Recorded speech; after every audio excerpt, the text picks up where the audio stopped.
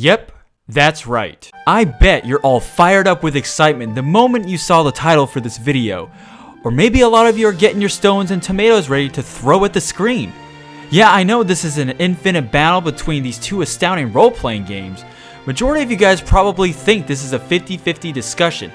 Nonetheless, it's always fun to pick a side and throw a video up explaining why you think a game is better than the other. So why don't I, NIKO, give you 9 reasons why I think FF9 takes the cake. And before you break your screens, do know that this is just my humble opinion, but I won't hold anything back. Welcome to 9 reasons why Final Fantasy IX 8-7.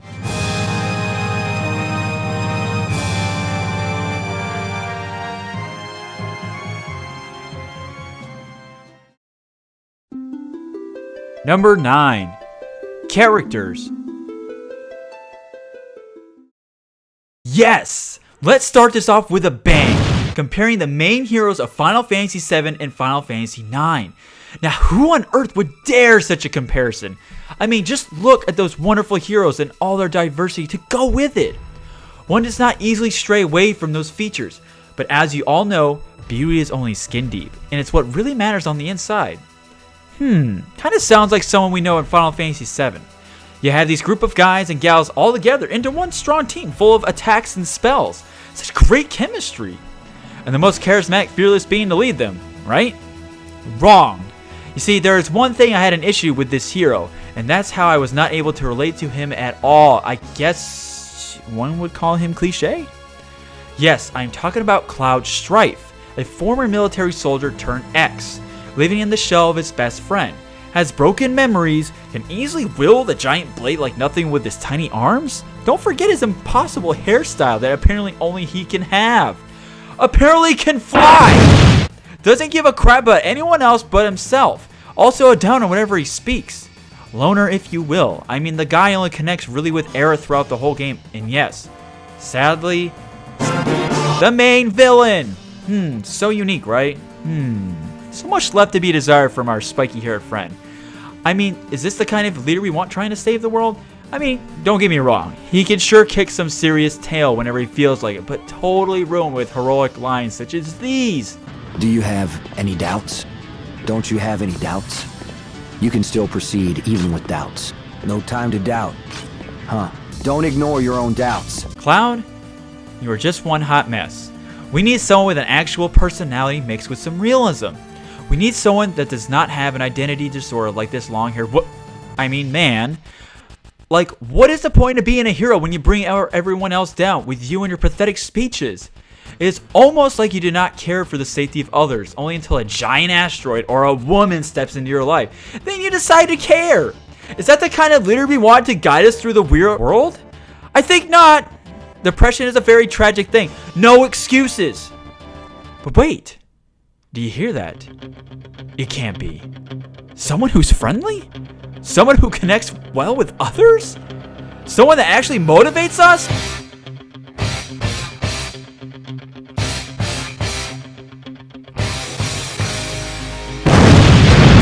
It is him! It's Zidane! Whoa. Look at those cool daggers! That promising smile he protrudes so well! Whoa, he has a monkey tail. Kind of reminds me of... We won't go there, or else I'll cry from joy. I'm already feeling the energy from this monkey man. Zidane Tribal, a man of his word, got the mouth to prove it. Him and his thievius friends from Tantalus depend on him to get stuff done. Then what's this? New friends of his? And look at that! He's teaching her how to rely on her own wit? And look here, he's teaching him the true meaning of friendship?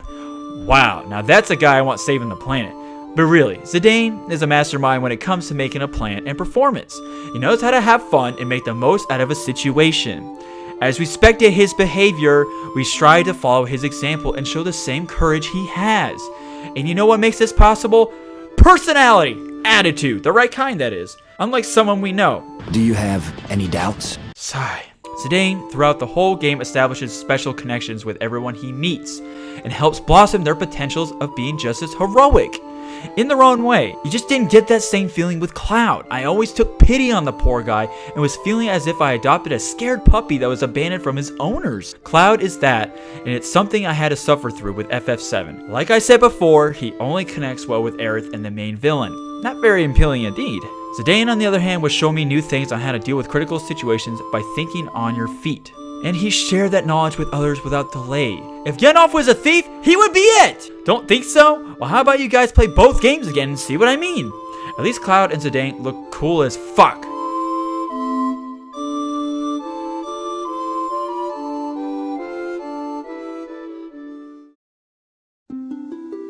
Number 8. Combat.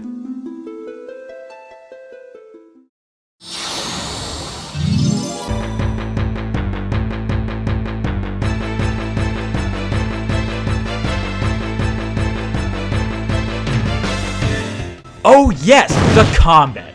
You better believe it, folks. Final Fantasy games are famous for their battle systems and complexity, always changing every game. And this.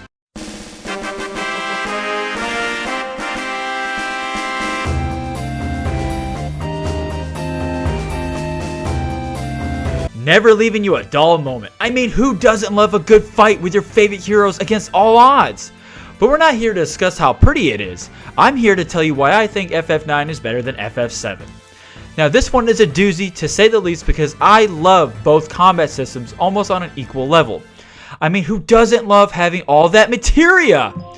You can make any of your FF7 characters use whatever magic or special attacks that your heart desires, as long as you got the goods.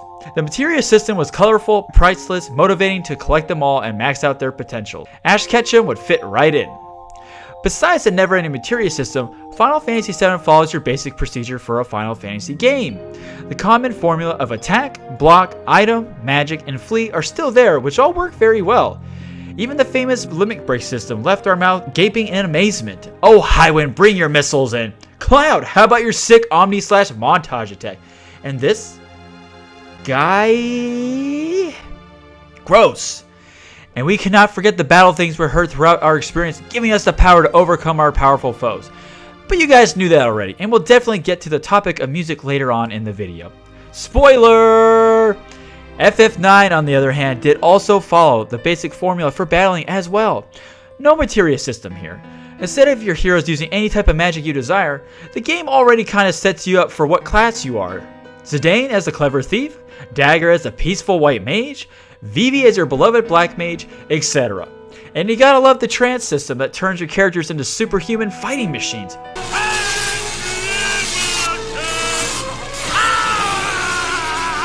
The game ultimately follows the old system of classes like the original Final Fantasy games. Except this time around, you can't switch your class whenever you feel like it, which is fine. You'll soon know why. Man, I sound like I am undecided in this matter of combat. Do I not? Wrong! I know I said FF7 system is great and all, but you don't think it's a little too great? A little too overpowered? I mean, come on. Everyone can use these powerful spells with just a click of a button? I mean, wasn't Final Fantasy always based on what the character can actually do, thanks to their original class and personality? In this game, they decided to eliminate that originality, but not giving everyone free access to whatever magic they want to use. By their personalities alone, I just do not see them all using these extreme powers at their own free will. I mean, did you see it in the movie? Think about that one. Anyways, Final Fantasy IX, on the other hand, is very blunt about what everyone's classes are. Yes, I know the old game allows you to change classes, and yes, FF7 gives you the almighty concept of freedom. But the way this works is giving the characters even more personalities. What they do for magic or skills complements their persona. I mean, come on, do you really see Zidane being a white mage or Vivi being a thief? You don't!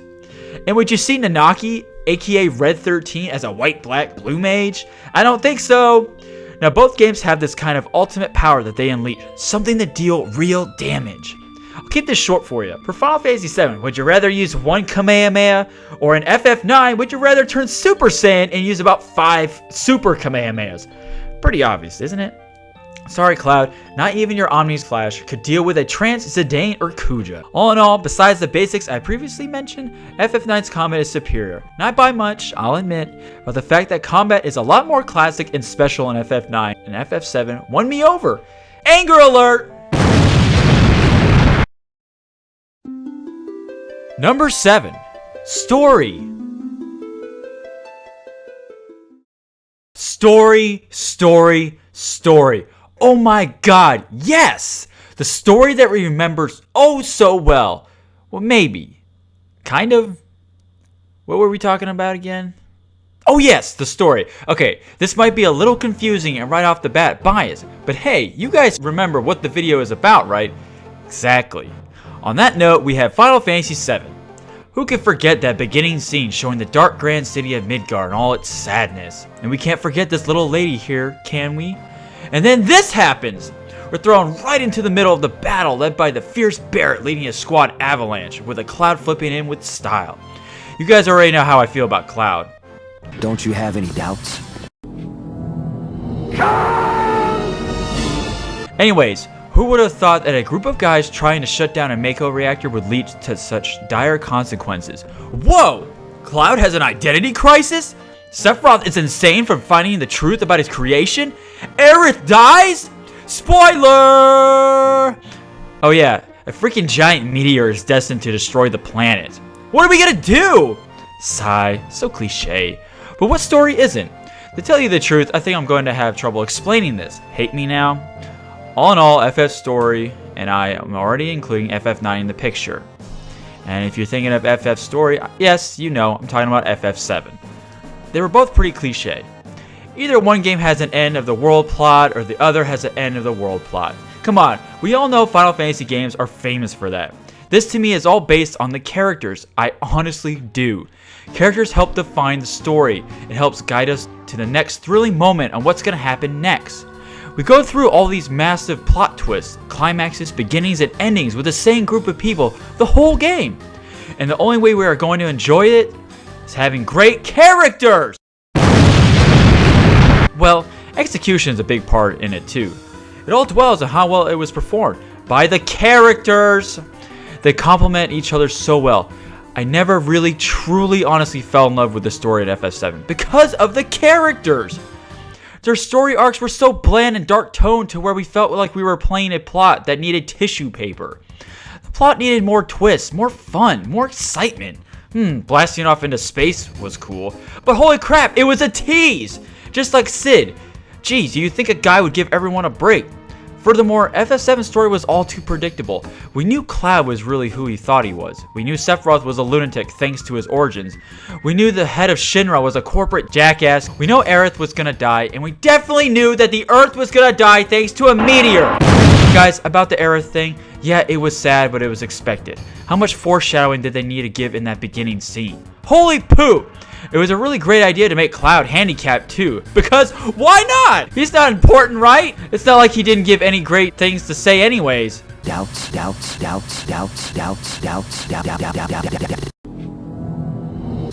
FF9's story to me was the complete opposite. Here are some twists.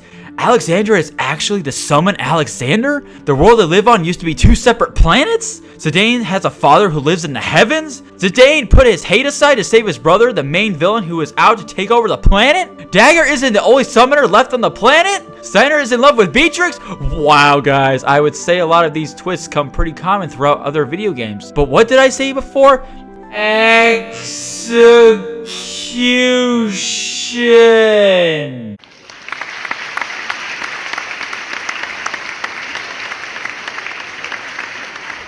God, I don't know how many times I played the beginning of FF9 over just to relive beginning of a massive adventure. A curious thief and a runaway princess along with their companions traveling the world together in search of themselves and to rid the world of Kuja. The further you get into FF9's story, the more deep and dynamic it got. Also, it did get a little confusing at times, especially in the last dungeon. And yes, the very, very last dungeon. You know, that really long one with like 50 bosses?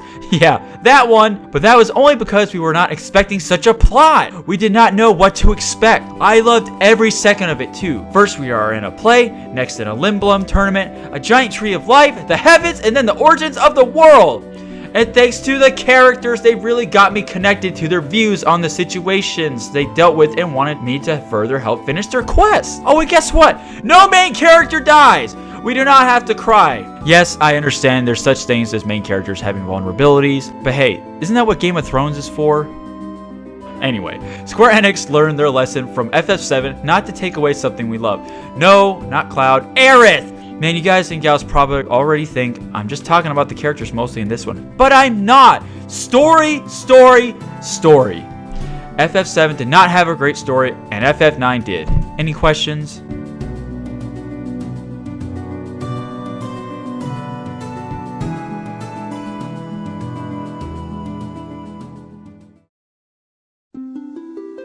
Number 6.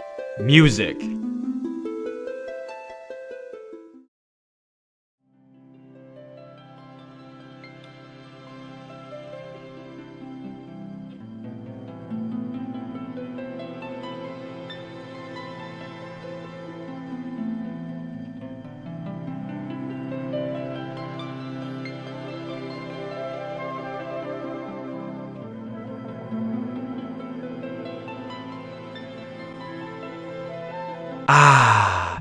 La Final Fantasy Musica Increíble.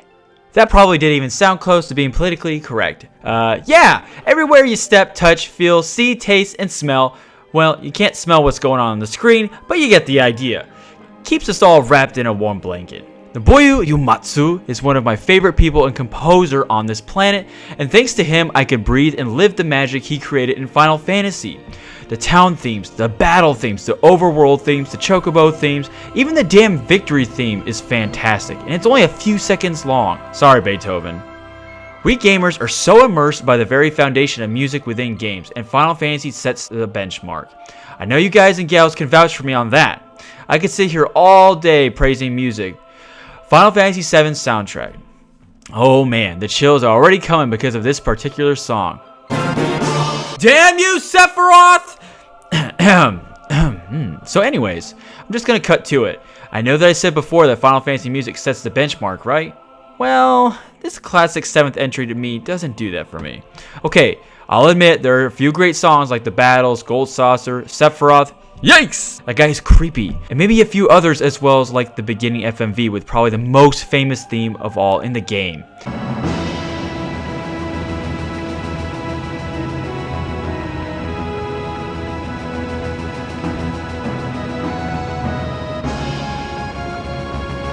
It was decent. It's a song I wouldn't sing to though. No one would.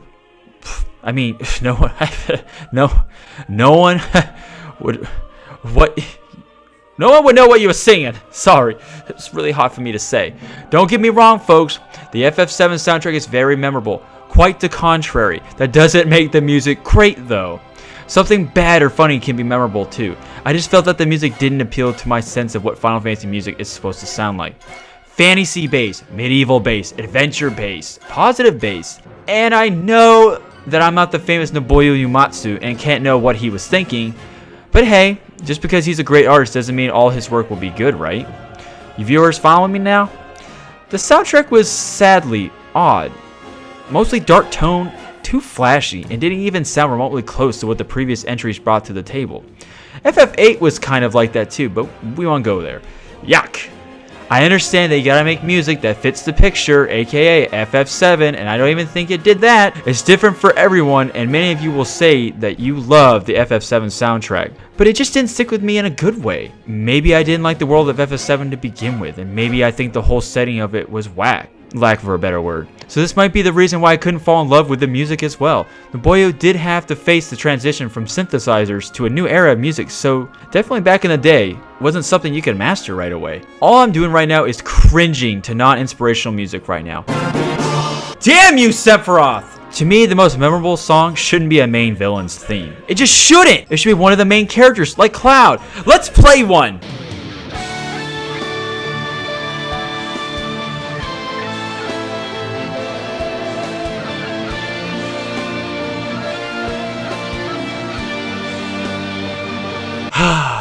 Wow, maybe I shouldn't have ridiculed the music so fast. Moving on!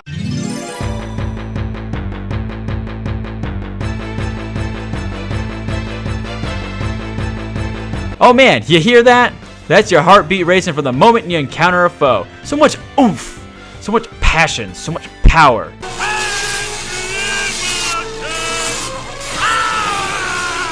Yeah, you get the idea. But wait, there's more.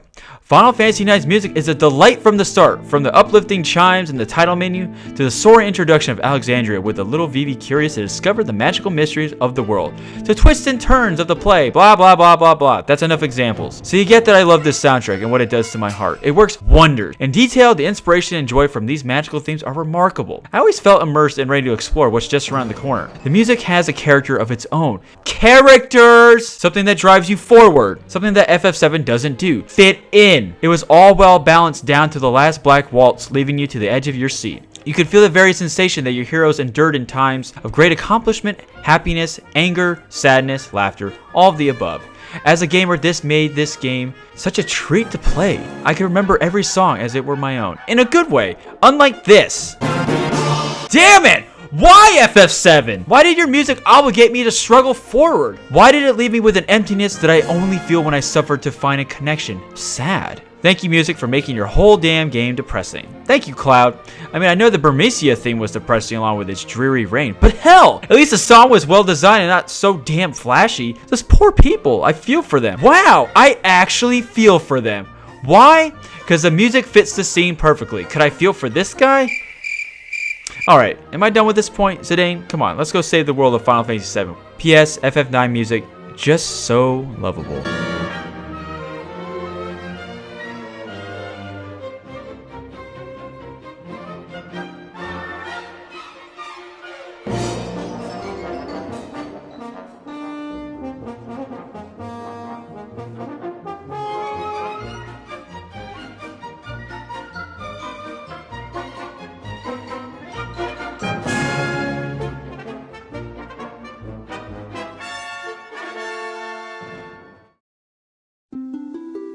Number 5. Graphics. Graphics! Okay, so this one is a no-brainer. On this reason, instead of me explaining this one and getting stones thrown at me in the process, I am just going to show you side-by-side comparisons for a while, and you'll see for sure why the graphics are better in FF9 than FF7. Don't worry, folks, this will be the only time I'll do this. I just feel it is better for you to see with your own eyes when the silence is golden. Enjoy the show and blocks. Oh, and by the way, I know that Final Fantasy VII was one of the first RPGs to come out of the 2D era, but don't get me wrong, that gives it no excuse because there are other games that are not as bad looking as FF7. So here we go.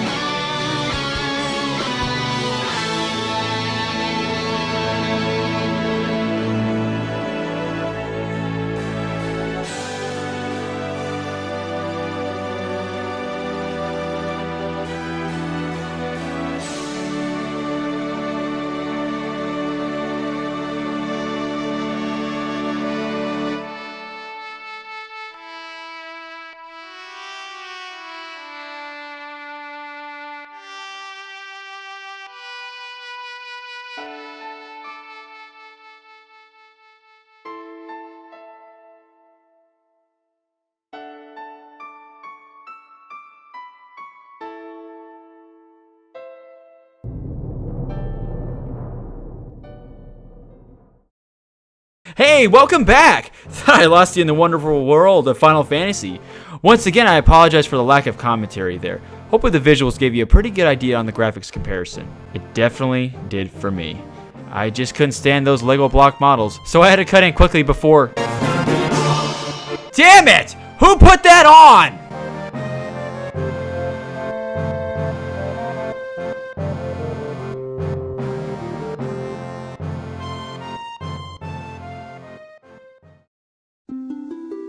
Number 4. Minigames. I love video games! I love everything that they represent and what powers they store inside their very memory core. But you know what's even more better than video games? Minigames! That's right, Final Fantasy. A master of its craft when it comes to minigames, down to the very last gold chocobo. Minigames in Final Fantasy add so much more depth to their universes. It creates heartwarming desire to play such clever innovations. Minigames give you a grand sense on how the world of Final Fantasy works and what FF citizens do in their free time, video game characters and players alike. Each game has its own set of skills and secrets for trying to reach that high score, or in Final Fantasy's case, that ultimate weapon! Or item? Yeah, that works. We all know how much time we must have spent on Final Fantasy minigames and its rewarding difficulty.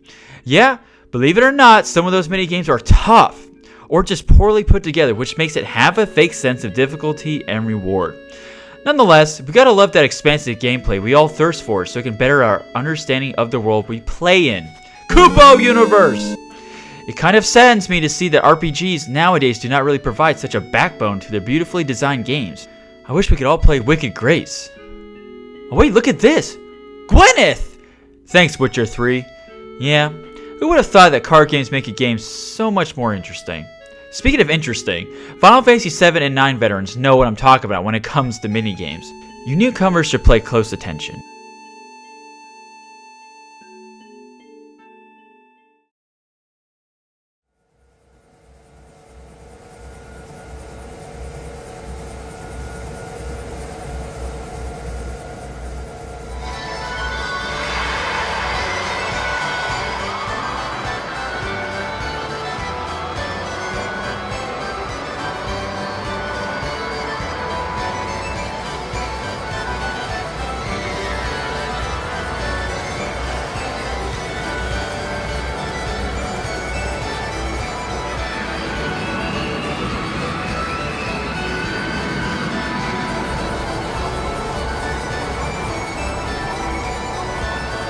Holy spell! That was a whole lot of fun. I didn't think a place named Gold Saucer could hold such crazy games. Well, some of us know for a fact that Gold Saucer isn't the only place in FF7 that has minigames, but we get the idea. Brrr. That theme song is giving me the shakes. How could I ever convince you that FF9's heartwarming minigames are superior over FF7's cluster part? Here's how. Sephiroth, pay attention to this.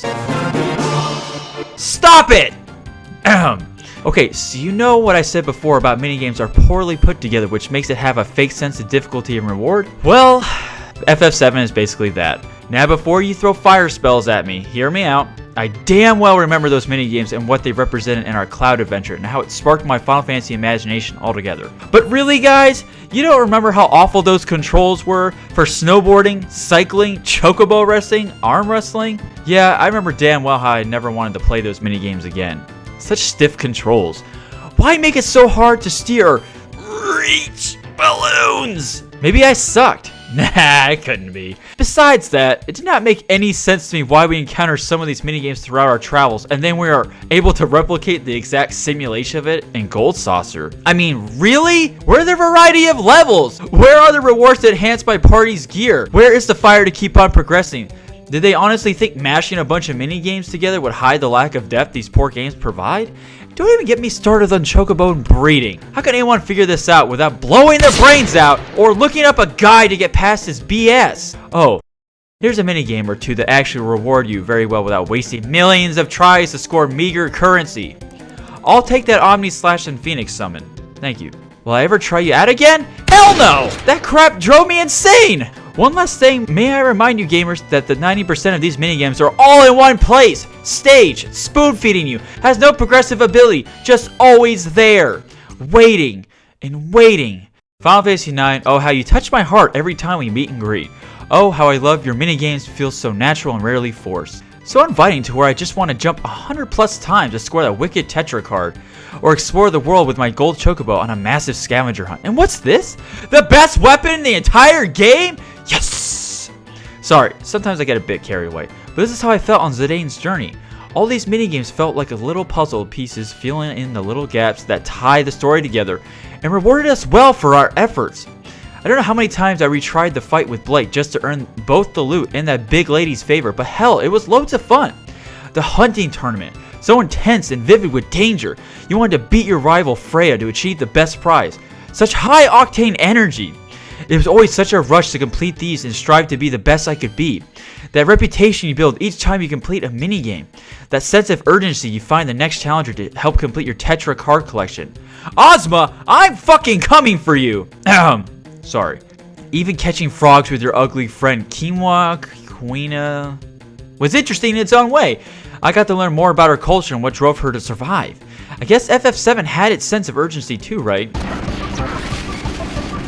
Never mind. Viewers, that is how it is, and I bet this reason alone will be a big debate, but try to play both games and see what I mean. Feel what I feel, and you will fully understand. What atmosphere Final Fantasy IX has to involve you in such wondrous minigames. I don't feel so claustrophobic on an arcade console using the worst controls possible. Oh hey, a date with Eris? I'm glad a date is a game too! How dare you, Squaresoft? Why did you have to... Next! Number 3. Side quests. We have made it to reason number 3. We are almost done. I can just feel the positive energy everyone is sharing with me. Like a spirit bomb up in here. No, really, side quests. Many of you could argue that side quests are the more general term for mini games, something that is completely optional and may or may not affect the actual storyline. Depends on the game, but mainly side quests are on a much grander scale, missions that help expand the main story along the way by adding more depth and explanation. Kind of what I said in the previous reason. Side quests and minigames very much correlate with one another, which leads me to this very special conclusion. This reason has the same explanation as the previous reason. I could go into greater detail, but I would be basically repeating what I already said before in reasons 4. Does this justify an actual reason why 9 is better than 7? I'll let you decide that. Side quests, mini games, same explanation. This job got so much easier.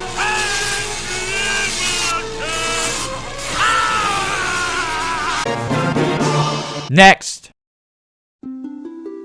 Number 2. Theme. How touching for us to reach such a marvelous subject, the theme. It is indeed the sole basis of what an RPG truly lives on.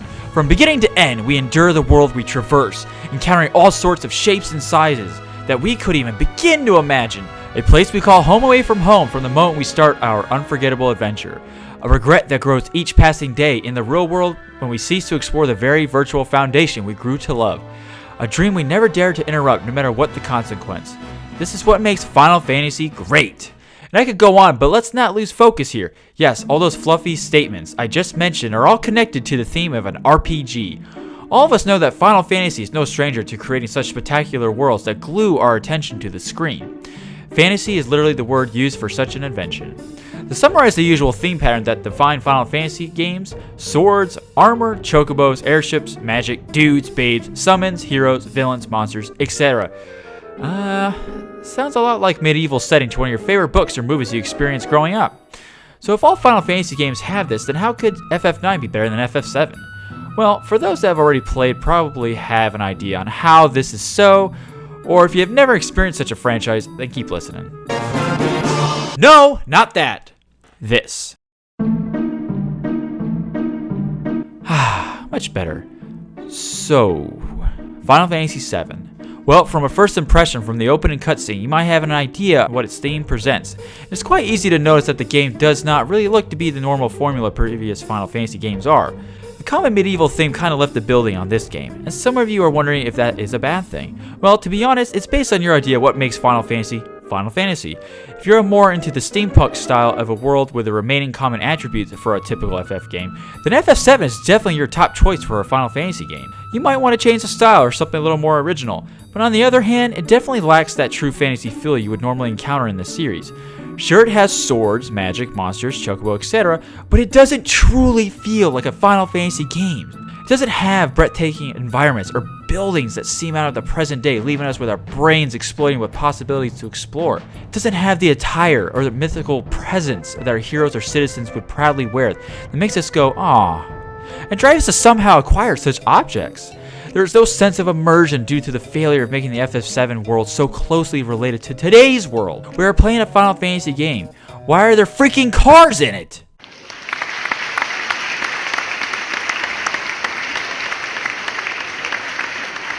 Yeah, you're not safe either, FF15. In addition, it doesn't have the different races of people to diversify the color and spice a Final Fantasy game brings to the table.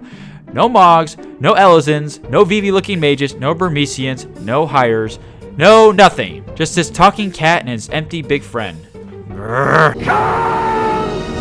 So far in what I said, it seems that the game really lacks in the FF and fantasy itself department. Monsters and Cloud's big sword can't always be the saving grace. That is not what a Final Fantasy game is about. Everything in FF7 just seems out of place and unclear what kind of theme it really is trying to present.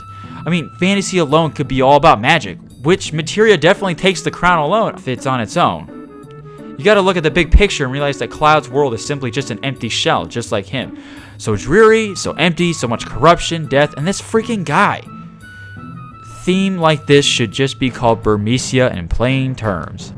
That is the theme on what I see when I play Final Fantasy VII. Maybe a few of you like a theme that you could easily relate to, but come on, there are plenty of other games that you could relate to, no problem.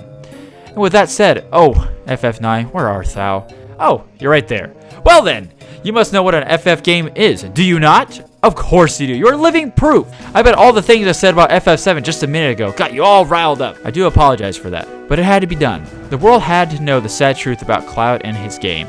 We could be so lucky that the developers stuck to their guns when they realized it was a mistake to get off the track with FF7 and FF8. Excuse me. Seriously though, FF9, it has queens, princesses, knights, dragons, castles, wizards, magic, airships, chocobos, mogs, races, and the other mother effing crystal. Blam! Case closed. Enough said. It's time to move on to our final reason. Number 1. Longevity. Well, ladies and gents, we finally made it to our final reason. And boy, let me tell you, it's been crazy. If you stuck with me to the very end, then you're awesome. But time to press on. Ah, yes, a good method to have your favorite role-playing game to test the sands of time. Well, people, I bet you already have an idea which Final Fantasy game has the answer to this reason. Basically, when it comes to longevity, it is a sum of all things that make the RPG work and stand out. All things mechanically and story, plus many more. So let's do that for this reason. Yes, let's do this!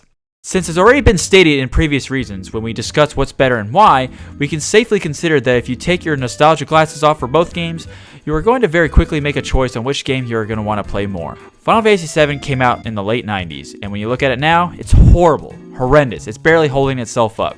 It looks worse than Mario 64. Yes! I know Final Fantasy IX looks to have aged as well, but holy butts, the life of this game is supreme in all aspects, and I've already proved why. It is amazing to know how much praise Final Fantasy VII has gotten over the years with all its prequels, movies, and remake in the works to help expand its universe. It would be nice to see Final Fantasy IX to get that same respect. If Final Fantasy VII alone is so great, then why does it need so many different variations to expand it? If the game is so astounding, then shouldn't the game itself be enough? I mean, the remake alone should tell you that the life of the original Final Fantasy VII is on its last lifeline. Think about that one. I mean, they have only made one Star Wars movie, right? Well, that works, but it doesn't work here.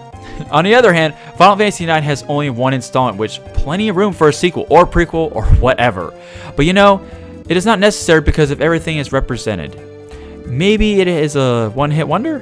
Hell if I know, but what do I know that it does not look like this? Or this! For me, I can always go back and relive one of the most memorable, exciting introductions in my gaming life with Final Fantasy IX. Nope, I've never had to put on my nostalgia glasses for this. Oh look, it's Cloud!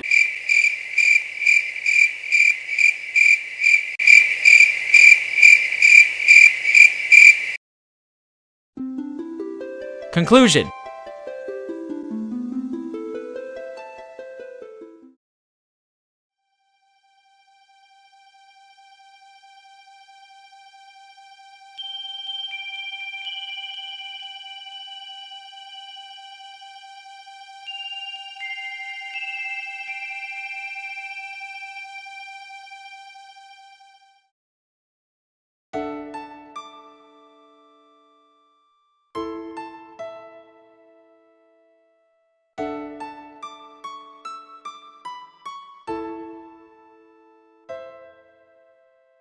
I am alive and healthy, despite all the stab wounds from you viewers. But hey, you know what to expect straight from the beginning. You guys just wanted to hear me apparently crap talk your favorite game. Hey, don't get me wrong, I respect Final Fantasy VII and what it has created for us gamers and the originality it tried to possess. It takes gall to do that. Take us, oh art thou take us. That's not even proper. But taking us out of our comfort zone from the usual formula. I stand with that method, but because of that we got this game, and this game, and soon to be this game. Oh man, maybe I should have picked one of these games and explained why Final Fantasy IX is better. Har har har. Nonetheless folks, whether you believe me or not on what I had to say, at least you are informed and hopefully I have opened your eyes to some form of truth. I love Final Fantasy and you probably do as well. Because with these two games alone, I was able to get the motivation to create this video for your viewing pleasure. The world of Final Fantasy is mind-blowing. It set a bar so high that no one could ever reach it. Yes, no bar could not even reach Final Fantasy VII's and definitely not Final Fantasy IX's. Another interesting video idea. Anyways, I am most honored by your presence, fellow viewers, and thank you for your time to hear my message. Who knows, this video might convince you to play both games again and use the knowledge I have bestowed, and then you can come to a conclusion of your own. Leaving with that note, I would love to hear your voices or words to be exact in the comments below. This has been a most peculiar experience, friends or foes. I do hope to make another memorable creation. Please feel free to scope out the channel page for any other videos that catch your eye. Thanks again. See you in outer heaven.